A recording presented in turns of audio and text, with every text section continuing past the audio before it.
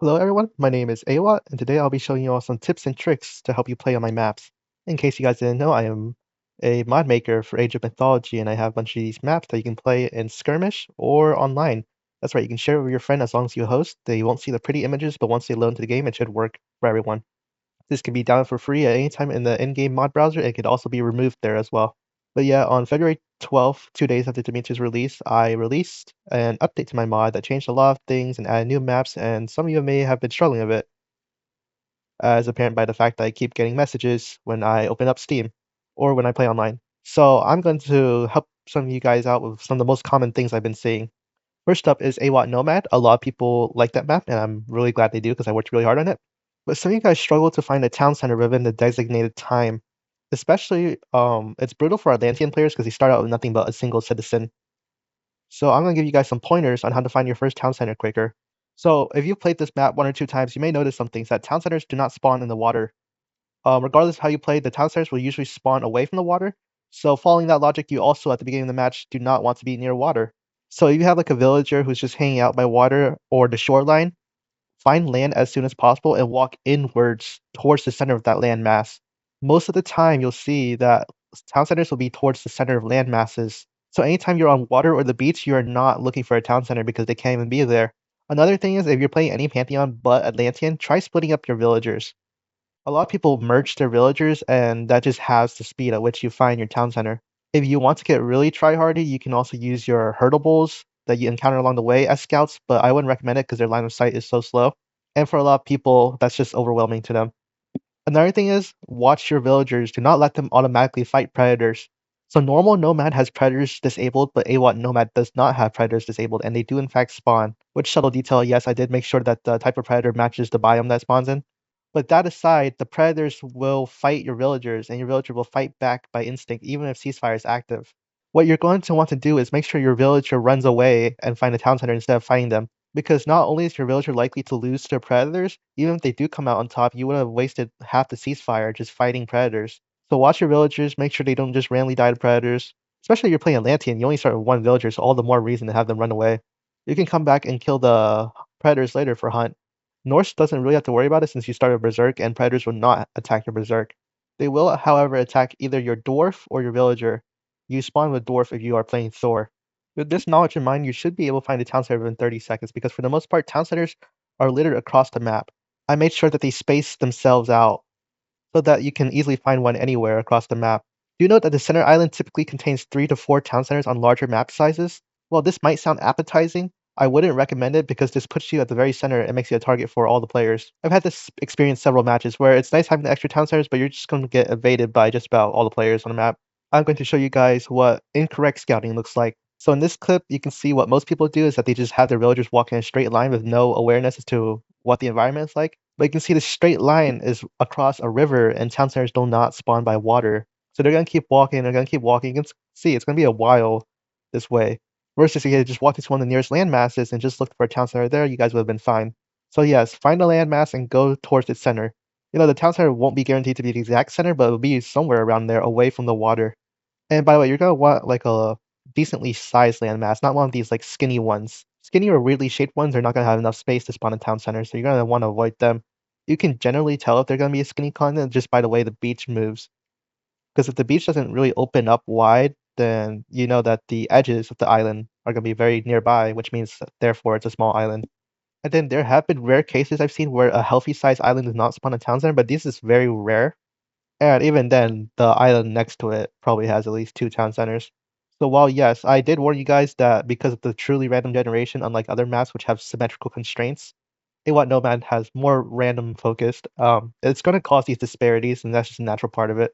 But even then, if you follow these guidelines and not walking by the water and going inwards to the center of a landmass, you're probably going to find a town center most times than not. Only very rarely, like in 10 matches, I've only seen 2 land masses that were a healthy size that didn't have a town center in it. And those matches I played had like 10 to 30 islands each, so we're talking like on average 15 islands per match for 10 matches, 150 islands. Only 2 of them didn't have a town center that were healthy shaped. Then I think you're fine. Some people have asked me to add a scout to all teams, like a Pegasus that spawns with you guys to help you scout. If enough people want that, I'll give it, but for the most part of AWAT Nomads exploring the unknown, and a Pegasus just gives too much vision. It spoils something to surprise, you know? And then moving on to Haven Exploration, a lot of people are confused by the farms. What you're gonna do is go find a villager, just any villager that's not doing anything, and right-click the farm, and the villager will claim it for yourself. This includes blessed farms. I have to warn though that once farms are claimed for yourself, enemy units that are attack moving will attack the farms by default, which will likely result in that farm getting destroyed. So maybe hold off on claiming them until you've like claimed the center island for yourself, or at least some vast majority of it. If you're right-clicking a blessed farm and you can't claim it with your villager, that means someone else is on it. I'm not sure you guys know this, but blessed farms actually make the villager on it invisible. That's just a feature from the game. So you don't see anyone in it, and you're right-clicking. It probably means there's an invisible villager working on it already. And then this is more of a psychological thing, but you guys know on Katsu Monsoon and Zelon, even though there is obstruction in the middle, you guys can still traverse through it, right? Like on Katsu Monsoon especially, you could just like build a dock and go directly to your enemy's base. I see so many people, they wall around it and not the water, and so they get caught off guard. In fact, a lot of people just ignore the water as if it's like a mountain or something, but you can definitely build ships and just send units over this way. And then Zelon, yeah, people just don't go through the center. You can definitely go through the center if the walls are around it. I see people not walling off the center as much. Kind of the same thing for Ubinopolis, where you can just break the wall and walk around and flank your enemy you want. I gotta admit though, this is hard to do on Ubinopolis since it's such a long walk. I might change it in the future so the map is smaller and therefore you have to walk less further around. But in its current state, you could definitely get like a single scout, like an Oracle's Chronos, and then you could time shift buildings over, or you can just use any sort of teleportation power, such as Hyperion's Vortex, Ptah's Shifting Sands, or Apollo's Underworld Passage. Any of those will just work if you have line of sight. And these walls are pretty easy to break if you have a siege unit, or you can have your army work on them during downtimes. So yeah, you just might want to keep an open mind to this. I see a lot of people neglect these things on these maps. I gotta admit that the Ubinopus one might be less practical on certain characters, but for the most part, you can definitely still build a ship on Katsu Monsoon or just walk through the center in Zelon. And then a lot of you guys complain that you cannot find resources on maps where you guys are close together. Like for example, on Into the Spire, a lot of people have complained to me that they can't find resources. Well, you're gonna have to go forward to find resources. Like obviously, if your team is squished together, there's no space in between you guys for the resources to spawn, so it spawns on the outside.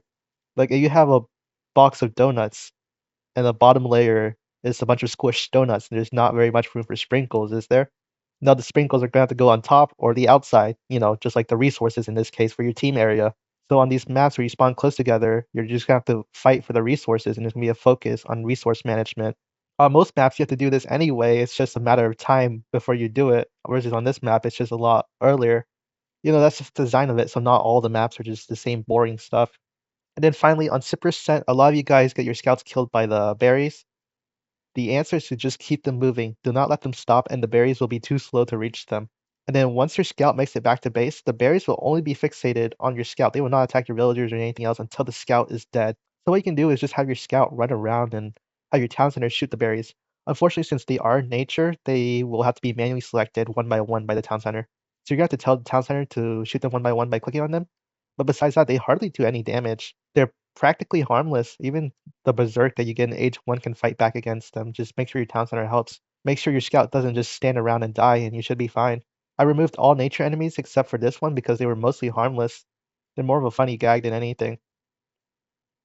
If you make it into Age 2, any of your units can kill them, so that's literally 4 minutes in the game, they're already obsolete. They're only meant to be a small hindrance, so because I'm pretty sure you leave your scout standing still, they'll just try to fight back and die as they get swarmed. And so just be sure to move and you'll be fine.